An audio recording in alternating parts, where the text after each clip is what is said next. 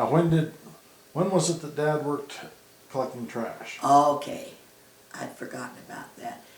Uncle Ray Parks had been a husband to Aunt Emily, a sister of Grandma Gunnell, and they were very good friends, the two married couples. And they ended up getting divorced, and Aunt Emily remarried somebody else, and Uncle Ray married another woman. But the relationship between Uncle Ray and Grandpa, you know, and then the wives had continued. And Uncle Ray owned... Grandpa, you mean Dad? I mean, Grandpa Gunnell. Evan, Yeah. yes, I'm sorry. Yep. And so when we moved to Pocatello and we had money that we'd saved, that's right, but we needed extra income. Uncle Ray had the contract for garbage removal in the city of Pocatello, and I don't know whether it was the whole city or not, but it included the campus of Idaho State. And in those days, they didn't have garbage trucks with the tongs that come up and lift and empty it. And the garbage men nowadays just sit in the cab and drive it, and there's one there if he needs to get out and do something.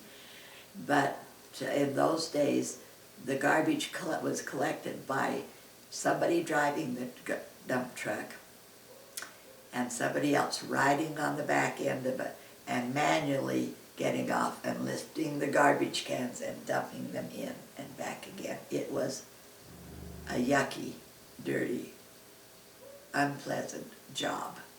But it was honest labor, it paid well, and my sweet husband, my sweetheart Reed, the father of all my children, my grandchildren and great-grandchildren, believed in hard work, and if it was honest labor, it was acceptable. If he would do anything that he needed to do to support his family, it was always his philosophy.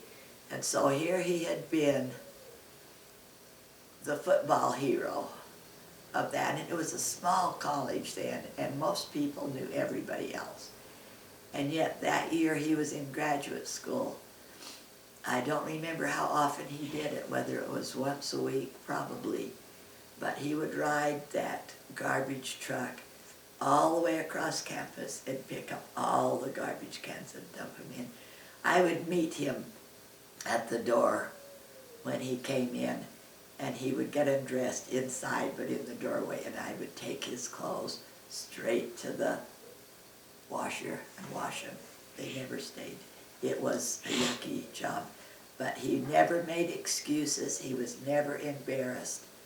That was a job that he could do, and it would work in with his graduate studies and help provide for our family, and he did that. And I've always been so proud of him that he never put himself above that kind of work if that was what was available and what it took to provide for his family.